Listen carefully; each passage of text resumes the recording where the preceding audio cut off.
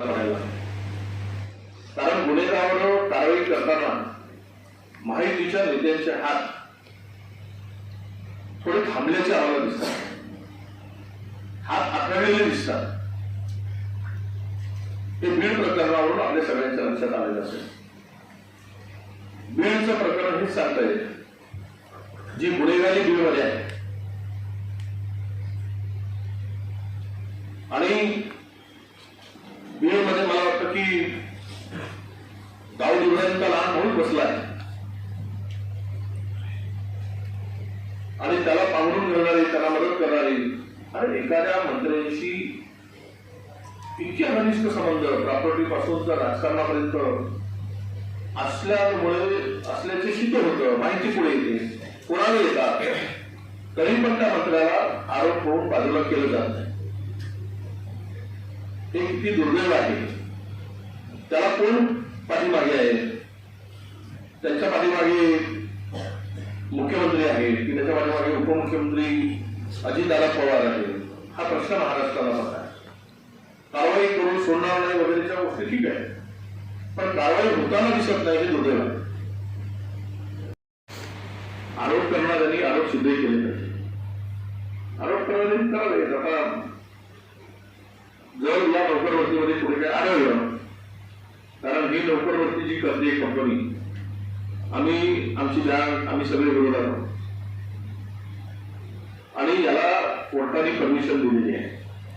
मध्यंतरी आरक्षणाचा विषय आहे.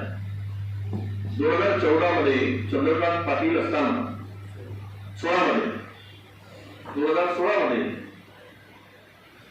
2/12/2016 अभिप्रायाचं जे विधी आणि न्याय विभागाचं मत आहे, सरकारचं भांडवल नसेल तिथे आरक्षण लागू नाही, असा निर्णय लहान ज्युडिशरीचं मत घेऊन सहकार विभागाने 2/12/2016 दिला. त्यानंतर बँकेने वारंवार पत्रव्यवहार केला. 11/9/21 पत्रानुसार आयुक्त आणि निबंधक सहकारी संस्था महाराष्ट्राच्या पुणे या बँकेला आरक्षण लागू होईल का याबाबत जे मार्गदर्शन मागितलं गेलं, त्यामध्ये ज्या सरकारचं भागभांडवल नाही त्या ठिकाणी आरक्षण लागू होत नाही. हा निर्णय तत्कालीन म्हणजे तत्कालीन मंत्री पण आत्ताच्याच सरकारने तो निर्णय घेतलेला आहे. त्यामुळे अर्धवट माहितीच्या अधिकाऱ्याने नवीन आलेल्या लोकप्रतिनिधींनी अधिकच बोलून स्वतःची फसगत करू नये. परंतु चंद्रपूर शहरातील मुख्य रस्ते आपण पाहिले तर मुख्यमंत्र्यांच्या कार्यक्रमाच्या वेळेस तिकडे खड्डे बुजवावे लागतात. महानगरपालिकेच्या मुख्य रस्त्यावरून प्रवेशद्वारातून आपण किल्ल्यामध्ये प्रवेश केल्यानंतर शहराची ओळख जिथे निर्माण होते तिथे त्या खड्ड्यातून हे दुर्दैवानं म्हणावं लागतं. तर मग विकासाला आपण किती गंभीर आहोत विकासासंदर्भात हा खरा प्रश्न आहे. या सगळ्यासाठी आम्ही बघतो की मंत्र्यांची खतखत, बंगल्यांसाठी भांडण,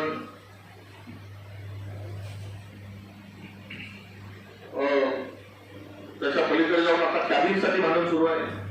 अख्खा मंत्रालय तोडला जात आहे. मंत्रालय पूर्ण नवीन कॅबिन बनवायचं, पाय जायला जाणार नाही मंत्रालय. इतकी बिकट अवस्था आहे. कोणीतरी म्हणजे लंडनला जाऊन आले, तिथले कॅबिन पाहून आले एक मंत्री, आणि त्याला तसेच लंडन सारखी कॅबिन बनवायची आहे भारतामध्ये. तर त्याने तो अभ्यास करून ते तोड सुरू केली आहे. अख्खा मंत्रालय त्याचे खात्यामध्ये खात्यावरून मारणी झाली. आता काही खाते तर असे आहेत की विचारांना खाते मिळू शकत नाही, ही परिस्थिती निर्माण केली. पण या सगळ्या परिस्थितीमध्ये विषय विकासाचे आले की मात्र आम्ही नितेश राणे नावाच्या व्यक्तीला पडतो आणि तो हिंदुत्वाचा बॅन वाजवतो आणि विकासाचे मुद्दे बाजूला जातात. ही पद्धतशीर प्लॅनिंग राज्य सरकारकडून सुरू आहे. काल परवा मी त्यांचं स्टेटमेंट ऐकलं नितेशजींचं की कोकणातील 56 जागावर वक्फ बोर्डाने दावा केला, नोंदी लावा. मी माहिती घेतली, असा कुठलाही दावा वक्फ बोर्डाचा नाही. ती माहिती घेतली होता, त्याच्या विषयावर आपण सगळी माहिती घेतली. मला नेमकं काय असा कुठलाही दावा त्यांनी केला नाही. म्हणजेच काय की तुम्ही महागाई वाढवून टाका, लोकांना छळा, लोकांचं लूट करा, लोकांची टॅक्सेस वाढवा, आणि ज्या वेळेस तुम्ही उभे व्हाल त्यावेळेस आम्ही तुम्हाला हिंदुत्व सांगू आणि त्यात महागाईवर पडदा टाकू, लोकांच्या अत्याचारावर पडदा टाकू,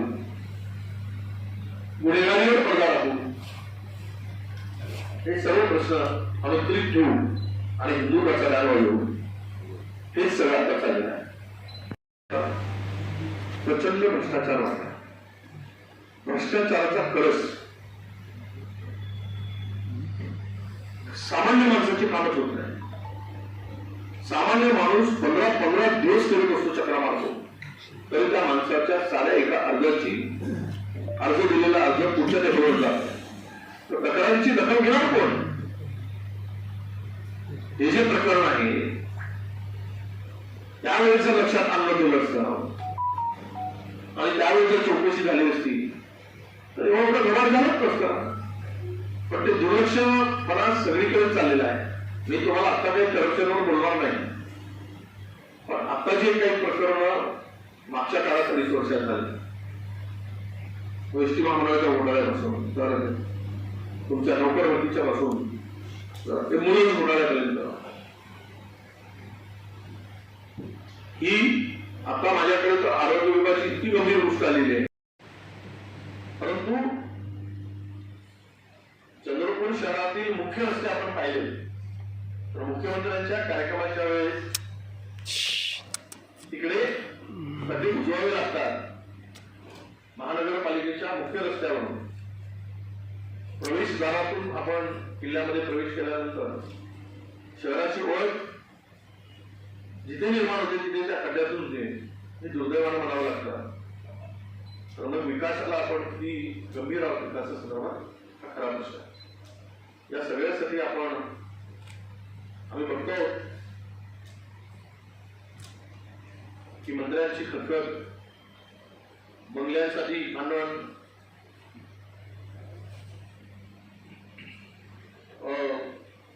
त्याच्या पलीकडे जाऊन आता कॅबिनसाठी भांडण सुरू आहे.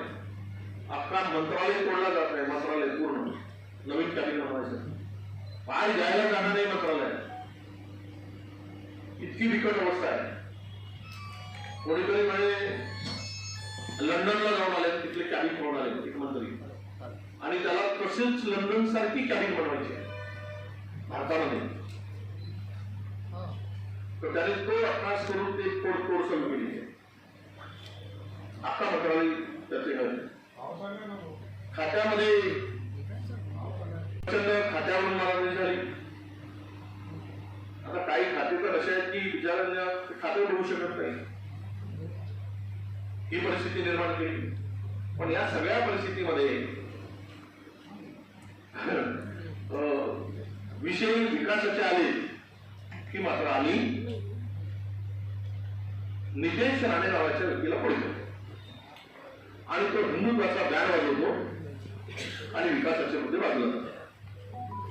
ही पद्धतशीर प्लॅनिंग राज्य सरकारकडून सुरू आहे. काल परवा मी त्यांचं स्टेटमेंट ऐकलं नितेशजींचं की कोकणातील 56 जागावर वक्फ बोर्डाने दावा केला, नोंदी लावा. मी माहिती घेतली, असा कुठलाही दावा वक्फ बोर्डाचा नाही. ती माहिती घेतली होता, त्याच्या विषयावर आपण सगळी माहिती घेतली. मला नेमकं काय असा कुठलाही दावा त्यांनी केला नाही. म्हणजेच काय की तुम्ही महागाई वाढवून टाका, लोकांना छळा, लोकांचं लूट करा, लोकांची टॅक्सेस वाढवा, आणि ज्या वेळेस तुम्ही उभे व्हाल त्यावेळेस आम्ही तुम्हाला हिंदुत्व सांगू आणि त्यात महागाईवर पडदा टाकू, लोकांच्या अत्याचारावर पडदा टाकू, गुन्हेगारीवर पडदा टाकू, हे सर्व प्रश्न अनुत्तरित ठेवू आणि हिंदू प्रचारावर येऊ, हेच सगळं आता चाललेलं आहे. प्रचंड भ्रष्टाचार वाढला. भ्रष्टाचाराचा कळस सामान्य माणसाची कामच होत नाही. सामान्य माणूस 15 दिवस करत असतो, चक्रा मारतो, तरी त्या माणसाच्या साध्या एका अर्जाची अर्ज दिलेला अर्ज पुढच्या टेबलवर जातो. तक्रारीची दखल घेणार कोण? हे जे प्रकरण आहे त्यावेळेस लक्षात आणलं गेलं असतं आणि त्यावेळेस जर चौकशी झाली असती तर एवढा मोठा व्यवहार झालाच नसता. पण ते दुर्लक्षपणा सगळीकडे चाललेला आहे. मी तुम्हाला आता काही करप्शनवर बोलणार नाही, पण आता जे काही प्रकरण मागच्या काळात 30 वर्षात झाले, एसटी महामंडळाच्या घोटाळ्यापासून तर तुमच्या नोकर भरतीच्या पासून ते मुलं घोटाळ्यापर्यंत, ही आता माझ्याकडे तर आरोग्य विभागाची इतकी गंभीर गोष्ट आलेली आहे की 1200 कोटी रुपयाची औषधं जी घेतलीच नाही, ती पोहोचलीच नाही, पण त्याची बिलं पण दिली, अशी एक तक्रार आली महाराष्ट्रात. आम्ही त्याची चौकशी करतो की नेमकं काय आहे ते प्रकरण. अशा अनेक गंभीर घटना होत आहेत, पण त्याकडे पुढच्या काळामध्ये आम्ही सगळी माहिती घेऊन पुढे येऊ. आरोप करणाऱ्यांनी आरोप सिद्ध केले पाहिजे. आरोप करणाऱ्यांनी करावे. आता जर या नोकरभरतीमध्ये पुढे काय आढळलं, कारण ही नोकरभरती जी करते कंपनी, आमची बँक, आम्ही सगळे विरोधात आहोत आणि याला कोर्टाने परमिशन दिलेली आहे. मध्यंतरी आरक्षणाचा विषय आहे. 2014 मध्ये चंद्रकांत पाटील असताना 2016 मध्ये 2/12/2016 अभिप्रायाचं जे विधी आणि न्याय विभागाचं मत आहे, सरकारचं भागभांडवल नसेल तिथे आरक्षण लागू नाही, असा निर्णय लहान ज्युडिशरीचं मत घेऊन सहकार विभागाने 2/12/2016 दिला. त्यानंतर बँकेने वारंवार पत्रव्यवहार केला. 11/9/21 पत्रानुसार आयुक्तांनी निबंधक सहकारी संस्था महाराष्ट्राच्या पुणे या बँकेला आरक्षण लागू होईल काय याबाबत जे मार्गदर्शन मागितलं गेलं, त्यामध्ये ज्या सरकारचं भागभांडवल नाही त्या ठिकाणी आरक्षण लागू होत नाही. हा निर्णय तत्कालीन म्हणजे आत्ताच्या तत्कालीन मंत्री पण आत्ताच्याच सरकारने तो निर्णय घेतलेला आहे. त्यामुळे अर्धवट माहितीच्या अधिकाऱ्याने नवीन आलेल्या लोकप्रतिनिधींनी अधिकच बोलून स्वतःची फसवणूक करू नये.